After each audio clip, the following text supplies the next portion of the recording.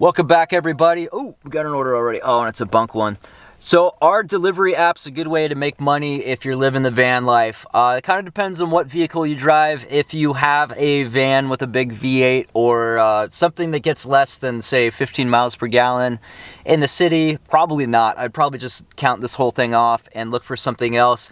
If you're in a minivan or an SUV or an Astro or an Element or something that gets decent gas mileage, it can totally be worth it. It can be a really great way to explore cities, find new restaurants, find new sleeping spots, find new hangout spots, stuff like that. That's probably my favorite part. And you have no boss. You're your own boss. You can work when you want to work. For instance, you know, it's going to be stormy and nasty out here for the next probably week and a half or so. So I'm just going to earn every day. I'm just going to work all day, every day, and making about $100 on average a day. You know, on the weekends I make more. I've been making about 125, somewhere around there on weekends.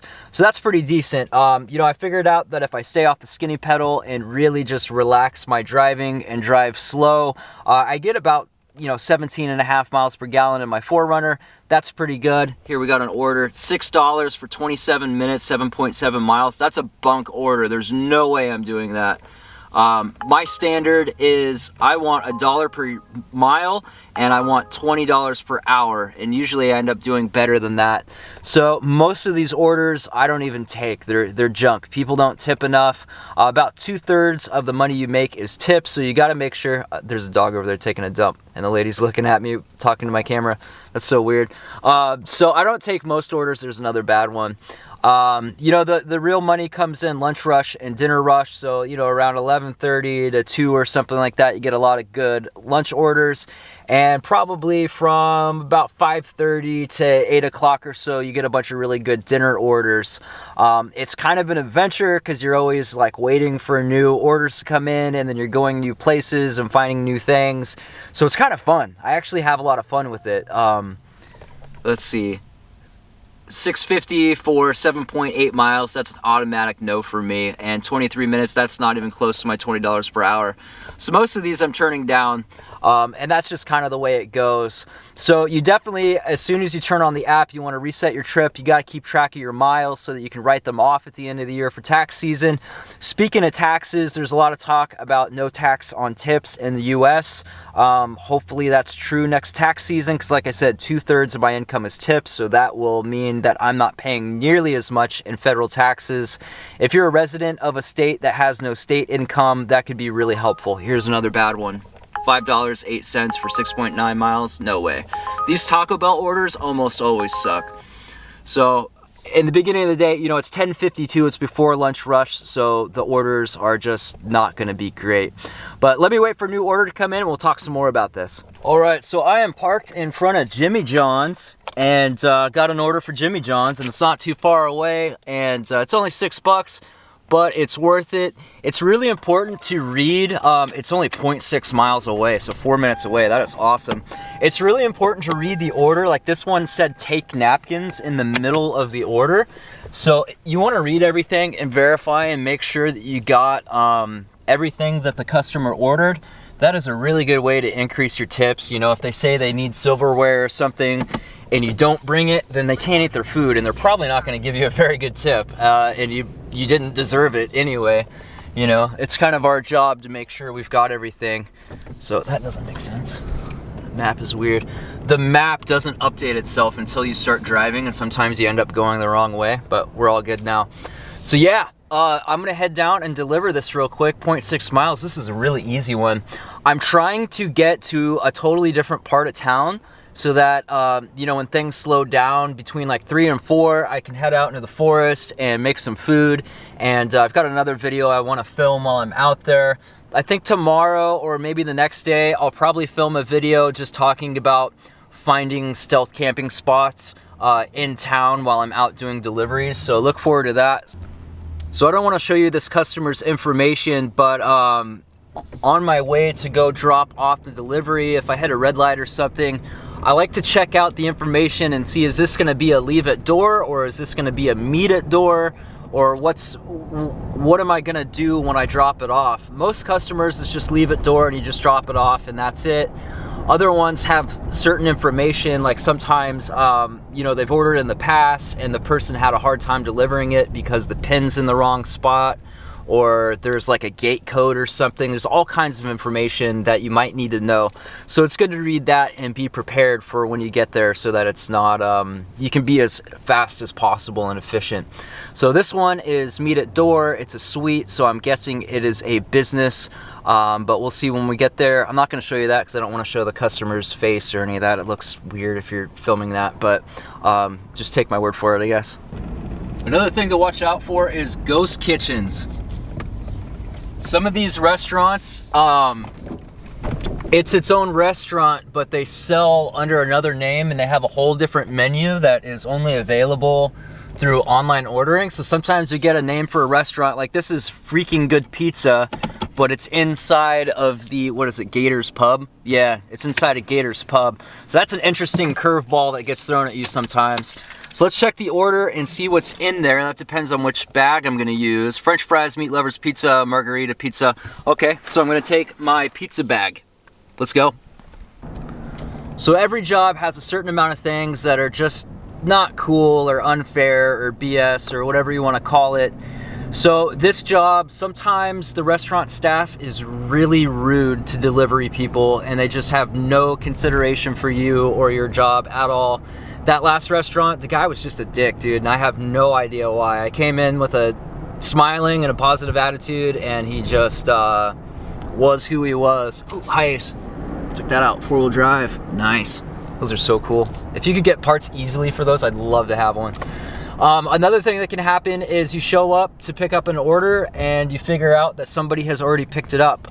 And then, you know, either you or the restaurant cancels the order, and then your cancellation rate goes up, even though it was not your fault at all. You did exactly what you were supposed to do. Other times, customers can be kind of just annoying. You know, the other day I picked up a bunch of stuff at 7-Eleven and the guy there was just absolutely clueless and it took 15 minutes to get the order. And then I finally got to the person's house, and because they had distilled water, Uber thought that they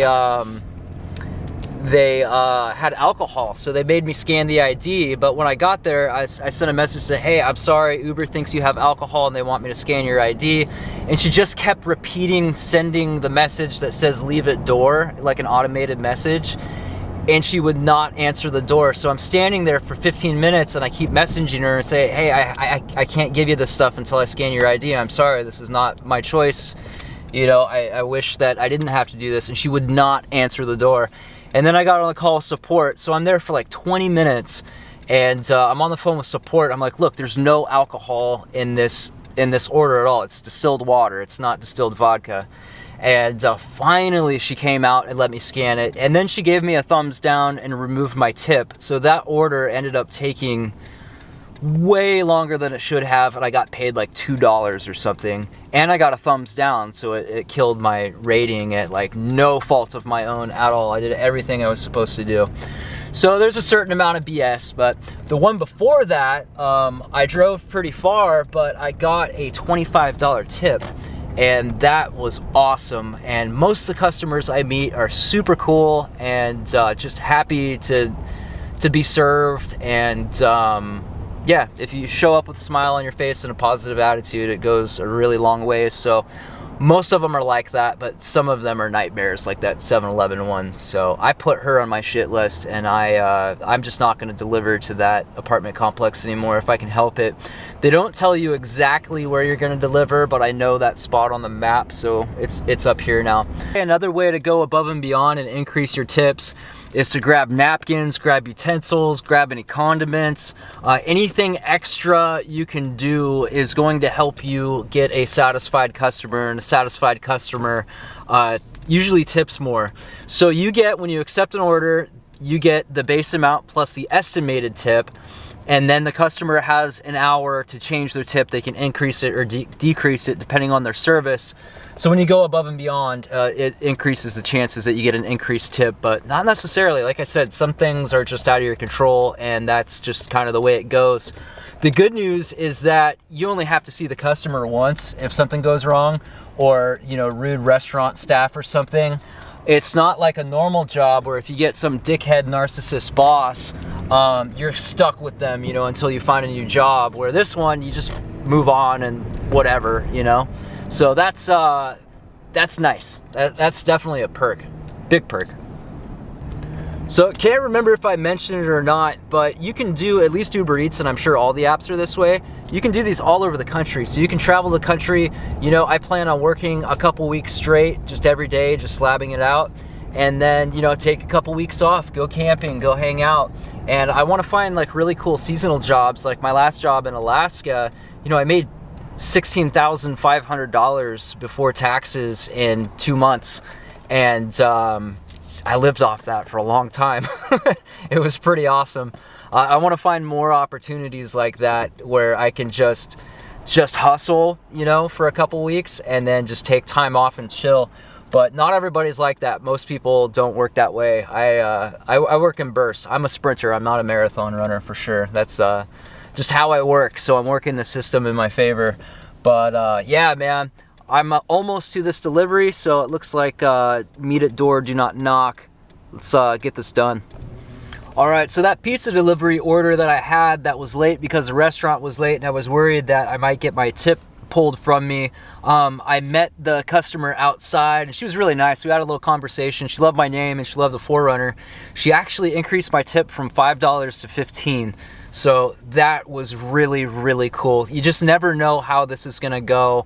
But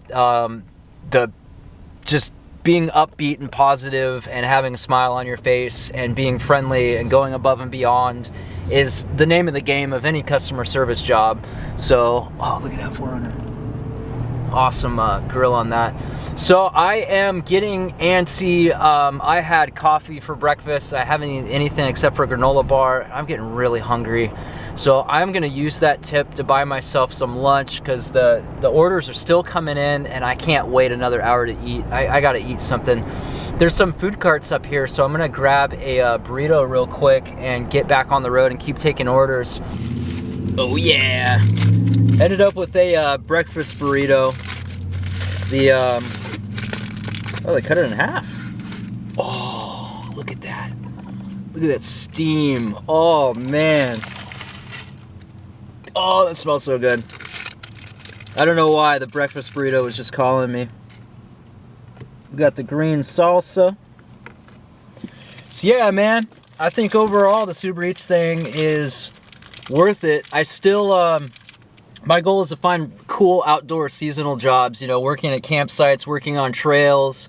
Eventually, I had a surgery and I haven't quite healed from it, even though it's been like a year. I had a hernia surgery and lifting sometimes just kills me. I want to be a wildland firefighter, but I gotta heal that first. And it's been so long now, I don't know if it's gonna, but I reactivated my gym membership the other day, so I'm gonna start working out and trying to get into better shape. I don't want to be like the guy that can't help in a life and death situation, you know what I mean? But yeah, I'm gonna shut up now and eat this. I'll see you guys when I come up with some more things to say about this. Oh man, that burrito was so good. It was a little spicy. My sinuses are going. It's really opened me up. It feels good. So anyway, Uber, and I know DoorDash also has this active hour thing. DoorDash calls it something else, where you get paid by the hour as long as you're on deliveries. And at least with Uber, you can cancel up to 2 deliveries per hour, and they'll pay you, usually like right now it's 17, but I've seen it as high as 22 or 24.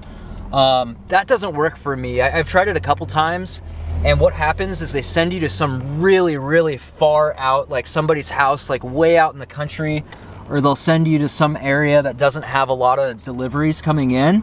So you end up making a delivery and then you have to drive all the way back to a good area to get more. And it just doesn't work out. You can't pick and choose as much what you want to take and what you don't. So I don't do that anymore. I tried it a few times and it's not for me. Yeah, I much prefer the regular delivery by delivery. So I'm gonna head to, it's what, 1:30? I'm gonna head to a little bit better area, a little bit closer to where I want to end up. I've just kind of been stuck in this Tiger, Lake Oswego area all day. So I'm gonna move up to Beaverton, Hillsboro. All right, that one was super easy breezy. So I think you guys kind of get the gist of this whole thing. I'm at, what is that, $33 or something now with that tip, assuming that tip comes through, which I'm sure it will. That lady was very nice. So I don't think I'll have any issue making 70 bucks. Dinner rush tonight, that's the big one. That's where you make most of the money, is during dinner rush. So I'll try to remember to put a screenshot of how much I made for the day at the end of the video, which is now actually. I don't think I have, oh, there's a husky.